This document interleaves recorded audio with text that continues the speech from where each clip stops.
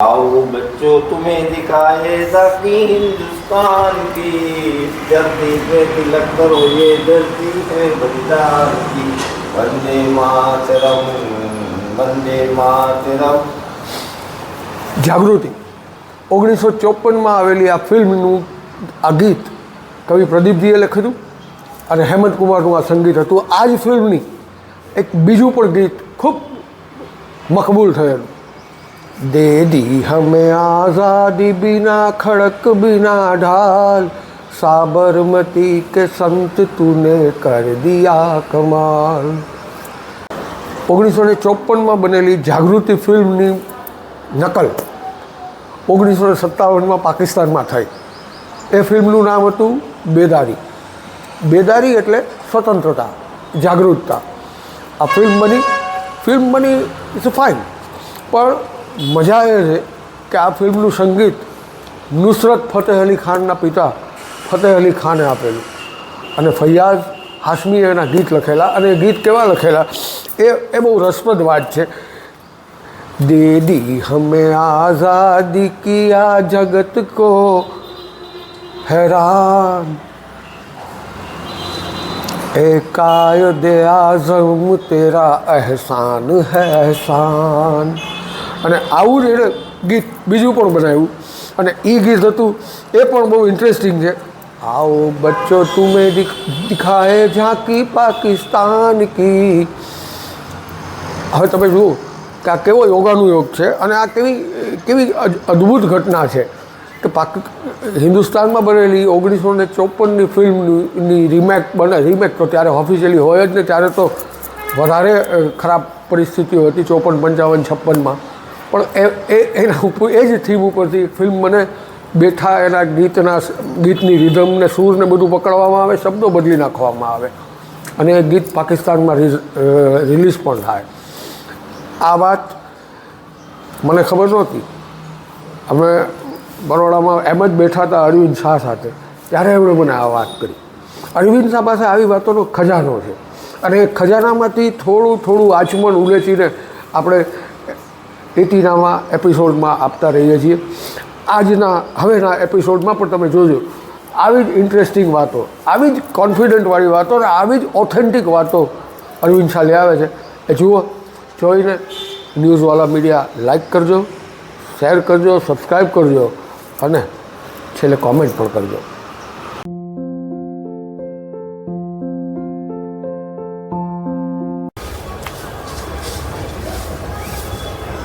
એટીનામાના નવા એપિસોડમાં આપ સૌનું સ્વાગત કરતા હું આનંદ અનુભવું છું. આ વખતે મારે તમને એક એવા એપિસોડની વાત કરવાની છે જેમાં મને પોતાને પણ આંચકો લાગે એવો કિસ્સો બન્યો હતો. હું બેંગ્લોર ઇન્ટરનેશનલ ફેસ્ટિવલમાં જવા માટે જ્યારે નીકળ્યો અને રાજકોટથી મુંબઈ પહોંચ્યો ત્યારે પછી એક ખાલી હેલો કહેવા માટે મેં સંગીતકાર પ્યારેલાલને ફોન કર્યો હતો. તો એમણે મને કીધું કે આજે રાત્રે શું કરો છો, રાત્રે મારે ઘેરે આવશો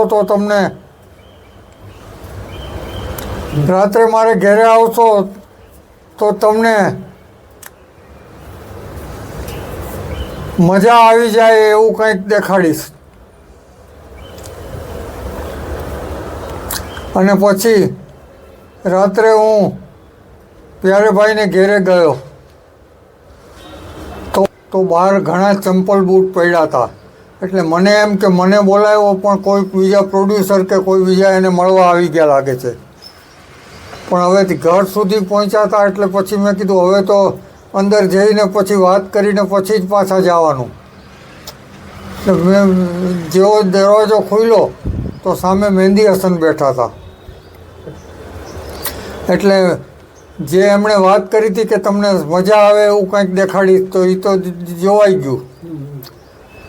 પણ પછી મહેંદી હસન જેવી વ્યક્તિ ત્યાં આવી હોય તો પછી એને જોવા અને સાંભળવા માટે સંગીતકાર કલ્યાણજીભાઈ, પછી ગુજરાતી સુગમ સંગીતના ધુરંધર પુરુષોત્તમ ઉપાધ્યાય, પછી સંતૂર વાદક શિવકુમાર શર્મા પછી ગીતકાર આનંદ બક્ષી, પછી નિર્માતા નિર્દેશક સુભાષ ઘાઈ, પછી સિતારા દેવી અને એમની દીકરી, આ બધા પણ ત્યાં હાજર હતા.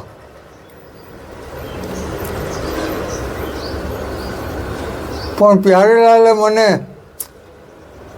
એમના પિતાશ્રી ત્યાં હાજર હતા એની સાથે બેસાડ્યો અને પ્યારેલાલના પિતા રામપ્રસાદ શર્મા, એ તમને બધાને નવાઈ લાગશે પણ એ બહુ વિચિત્ર એક જેને કહેવાય ને કે પ્યારેલાલ તો ખાલી મ્યુઝિક ડાયરેક્ટર છે, પણ આ પ્યારેલાલના ફાધર એટલે અસલ એના ફાધર જેવું જ એનું કામકાજ છે. એટલે એ મને શું સમજાય ખબર નહીં, એમણે મારી સાથે આયુર્વેદની વાતો કરી, પણ મારે તો એમની સાથે સંગીતની જ વાત કરવી હતી. એટલે હવે હું તમને એમનો પરિચય આપું કે પ્યારેલાલ તો વાયોલિન વગાડે છે, પણ પંડિત રામપ્રસાદ શર્મા તો અનેક વાદ્યો વગાડી શકે છે. અને એનો એક તમને દાખલો આપું કે દુલારી ફિલ્મનું નવસાદનું મોહમ્મદ રફીએ ગાયેલું એક બહુ સુંદર પહાડી રાગનું ગીત છે, સુહાની રાત ઢલ ચૂકી હૈ, ના જાને તુમ કબ आओगे. આ ગીતમાં ટ્રમ્પેટ પ્યારેલાલના ફાધર રામપ્રસાદ શર્માએ વગાડ્યું હતું. હવે આ રામપ્રસાદ શર્માની બીજી વાત એ છે કે હિન્દી ફિલ્મોમાં મ્યુઝિક ડાયરેક્ટર તરીકે તો ઘણા લોકો આવી જાય છે અને અમુક એવા નાના નાના લોકો પણ આવી જાય છે કે જેને ખાલી તરજો બનાવતા આવડે છે પણ નોટેશન લખતા નહોતું આવડતું. પણ રામપ્રસાદ શર્માને નોટેશન લખતા શીખવાડતા આવડતું હતું. એટલે એમની પાસે આપણા એરેન્જર ઉત્તમસિંહ છે, પછી અનેક ફિલ્મોમાં આમ કે સરોદ વગાડનાર જરીન દારૂવાલા છે, પછી બીજા રાજેશ રોશન છે, સંગીતકાર બધા. આવા કેટલાય ધુરંધર લોકોએ રામપ્રસાદજી પાસેથી નોટેશન લખતા શીખાતા. અને એ ઉપરાંત રામપ્રસાદજીની એક ઈચ્છા એવી હતી કે હિન્દી ફિલ્મોમાં વાયોલિન વગાડવા માટે મોટે ભાગે ગોવાની મ્યુઝિશિયનો જ આવતા હોય છે. એટલે રામપ્રસાદજીએ કીધું હતું કે જો કોઈ હિન્દુનો દીકરો વાયોલિન વગાડતા શીખે છે તો હું એને મફત શીખવાડીશ. એટલે પછી અનેક લોકો એમની પાસે વાયોલિન વગાડતા શીખવા આવ્યા હતા. હવે તમે તો પ્યારેલાલને ઓળખો છો, પણ રામપ્રસાદજીના બીજા જે દીકરા છે નરેશ, મહેશ અને ગણેશ,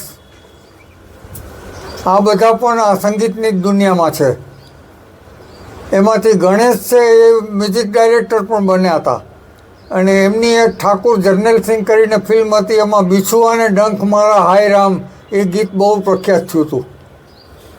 બીજા નરેશ અને મહેશ છે એ ઘણા સંગીતકારો સાથે એરેન્જર તરીકે કામ કરતા.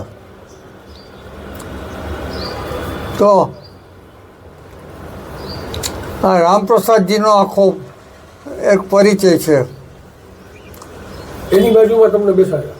હા, પછી આપણે જે વાત આવી છે મૂળ વાત કે મહેંદી હસનની વાત છે આપણે, કે મહેંદી હસનને સાંભળવા માટે બધા ભેગા થયા હતા. તો મહેંદી હસને કીધું કે મેં તો પાકિસ્તાનથી પ્યારેલાલને એટલે ફોન કર્યો હતો કે મારે શોભા ગુરટુને સાંભળવા હતા. એટલે મેં શોભા ગુરટુને સાંભળવા માટે હું અહીંયા આવ્યો હતો, મારે કાંઈ ગાવાનું નથી. એટલે ત્યારે મને ખબર પડી શોભા ગુરટુ ત્યાં જ બેઠા હતા. પણ આપણે બહુ એમનો પેલો સિતારા દેવીના દીકરા એટલે દીકરી એટલે સિતારા દેવીની દીકરી એટલે એનું નામ મને નથી ખબર. પણ આ શોભા ગુરટુ તો પાછા સ્વતંત્ર બીજા ગાય. શોભા ગુરટુ તો ઠુમરી ક્વીન કહેવાય છે અને એમની અનેક આલ્બમ બહાર પડ્યા છે, મ્યુઝિક આલ્બમ. શોભા ગુરટુ બહુ ફેમસ છે ને એમણે હિન્દી ફિલ્મોમાં પણ ગીતો ગાયા છે.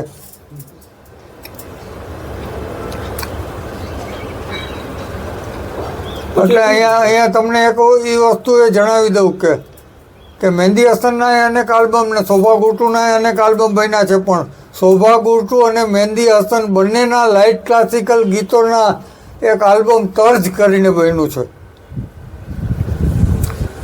એટલે કદાચ એને કારણે કંઈ એ લોકો પરિચયમાં આવ્યા હોય કે ગમે તે હોય, પણ મહેંદી હસનને એ ઈચ્છા એવી હતી કે મારે શોભાજીને સાંભળવા છે. પછી શોભા ગુર્ટુએ 1.5 કલાક સુધી ગાયું, પણ પછી મહેંદી હસનને કાંઈ કોઈ મૂકે થોડા કે હવે તમે વયા જાઓ. પછી તો શોભા ગુર્ટુએ પણ કીધું કે હવે તમને તો સાંભળવા જ છે.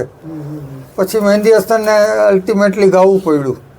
પછી મહેંદી હસન ગાવા આવ્યા અને પછી સુભાષ ઘાઈએ તો મહેંદી હસનની એક જમાનામાં બહુ ફેમસ થયેલી મીર તકી મીરની ગઝલ એ ધુઆસા કહાં સે ઉઠતા હે એ સજેસ્ટ કર્યું, પણ મહેંદી હસન એવા કોઈ મૂડમાં નહોતા. એણે બધી નવી ટોટલી એણે આ બધી રંજીસી સહી કે એ ધુઆસા એવી કોઈ એ વસ્તુ નહીં, પોતે ટોટલી નવી જ ગઝલો ગાઈ. અને એ ગઝલો જ્યારે મહેંદી હસન ગાતા હતા ત્યારે સિતારા દેવી અને એમની દીકરીએ નૃત્યની મુદ્રાઓ હાથેથી મુદ્રાઓ કરી. એ એક અદ્ભુત અનુભવ હતો આવું કે મહેંદી હસન ગઝલ ગાઈને સિતારા દેવી એમ કે મુદ્રા કરે. આવો અલભ્ય લાવો તો ક્યારેક જ મળે ને કોકને જ મળે. કેટલા વાગ્યા હતા રાતના બધું લગભગ 1-1.5 વાગી ગયો હતો, કારણ કે પહેલાં શોભાજીએ 1 કલાક ગાયું, પહેલાં બધા ભેગા થયા, પછી શોભાજીએ 1 કલાક ગાયું ને પછી મહેંદી હસનનો વારો આવ્યો ને પછી મહેંદી હસને ગાયું ને આ મુદ્રાઓને બધું થયું. એ બધું બહુ લાંબુ ચાલ્યું, એટલે લગભગ 1.5-2 વાગ્યા.